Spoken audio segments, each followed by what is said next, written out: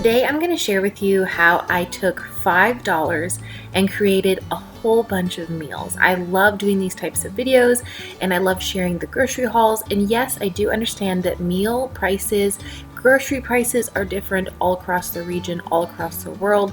This is where I shop, so these are the prices that I have. I did go to my local Walmart marketplace, which are all over the US. I mean, Walmarts are in general, maybe not marketplaces.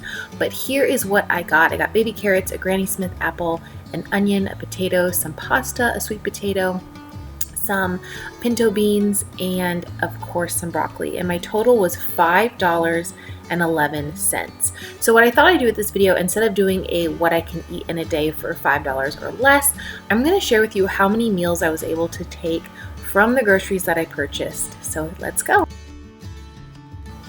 For breakfast, I decided to grab a sweet potato. Now, I will say I was only able to make one breakfast because of the choices that I decided to make when I was shopping. I also decided just to throw it quickly into my microwave because I want to show many different cooking methods here throughout this video, just depending on what you have available at home. I also decided to go ahead and add the apple with that, and I decided to cook it on my stovetop. And I will say, I did add a few seasonings that I had in my pantry. If you don't have any seasonings at home, that's okay. You don't need seasonings to make food good. Trust me, I just need a little bit of salt and that is fine. But I did decide to add some cinnamon, garlic salt, and balsamic vinegar to these recipes. Again, if you don't have that, that's totally fine. If you are someone who's on a really strict budget and just looking to get by, you can go without them. The meals will still be delicious without. So I did make some cinnamon apples, and all I did is add a little bit of splash of water, cook them on the stove top for about 3 or 4 minutes until they were cooked to my liking, which is just a little bit chewy, a little bit soft, but still have the texture so it doesn't kind of go mushy on me. And I added this to the top of the sweet potato, and I thought this was a fairly good sized breakfast. I thought for breakfast, having a whole apple and a whole sweet potato would set me up for the day, give me a good amount of calories after a run, and of course it was really delicious because I'm someone who likes a sweet breakfast. Let me know in the comments below if you are a sweet or a savory breakfast person, or if you switch it up. I personally am always a sweet breakfast person. Always. But this was a good amount of food, I felt like, and I thought it was really delicious and a great way to start the day.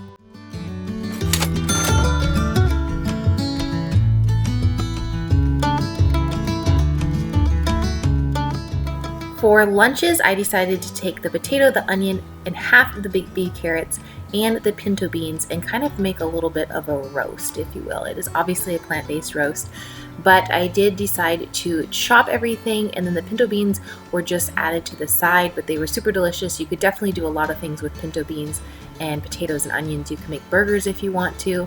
I also really love to cut and chop. I know that's neither here nor there, but I learned in college, I did a little bit of side work for a lady that was a chef, and I learned in college to really love to cut and chop. I could do it all day long. It makes me so happy to be in the kitchen cutting and chopping. So I did chop these kind of to shape the same as the carrot, so that way everything would cook evenly. I went ahead and roasted these in my oven. Now, if you want to cook them on the stovetop and make them soft, or cook them in the microwave, whatever you want to do, I decided to roast them. And like I said, I only used half of the bag of baby carrots.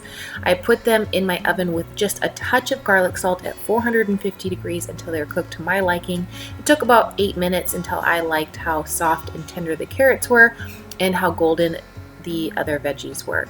And then I went ahead and added these with my beans, 2 meal prep containers, and I end up getting 2, I feel like, decent sized lunches out of these ingredients.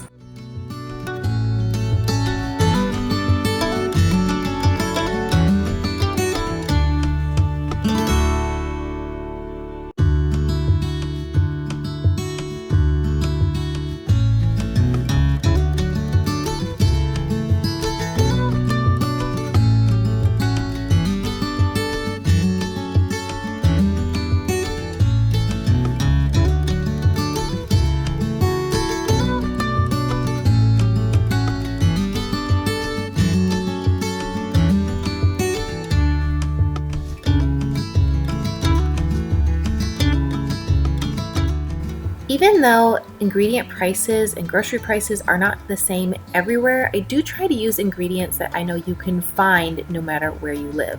Now, sometimes I use stuff like pumpkin or something that's a little bit different, and then people tell me that in the UK they can't find those things.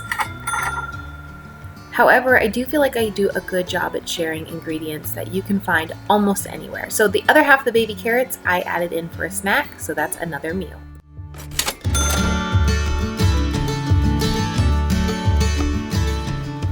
I almost always share some type of pasta dish on any of my budget-friendly videos because calorically you're going to get a bunch of calories out of it, and then financially it's very cheap. This bag, it was 7 ounces and it cost me 44 cents.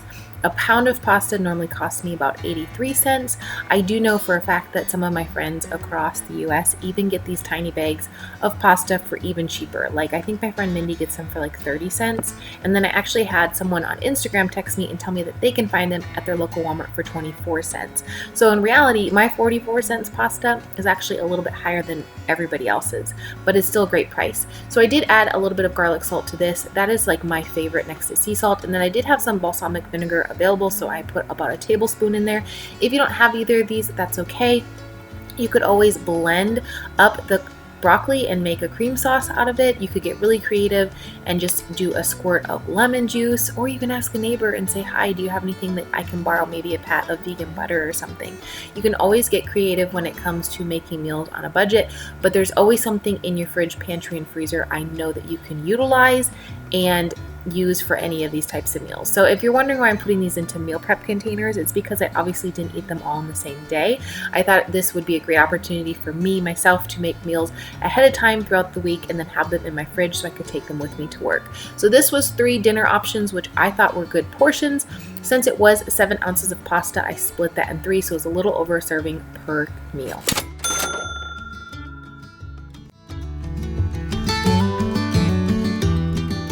Alright, here is the point in the video where I'm actually going to challenge all of you who are watching. So write down these ingredients, come up with your own meals, and tag me over on Instagram with what you would make with these ingredients. Now, I would really love if you actually took the time to make meals with these ingredients. However, if you just want to tag me in your ideas, that's good too. I'm actually going to do a giveaway for anyone who tags me. Make sure your account is not private so I can see it. You can tag me in your stories, you can tag me on your posts, whichever you would like. Make sure you follow me over on Instagram and I will do a giveaway. I'll put something really cool together and I'll make a community post here next week about it. So that gives you a little bit of time. But like I said, get those ingredients, get that mind thinking about what you would make, and I'll see you in my next video. Bye.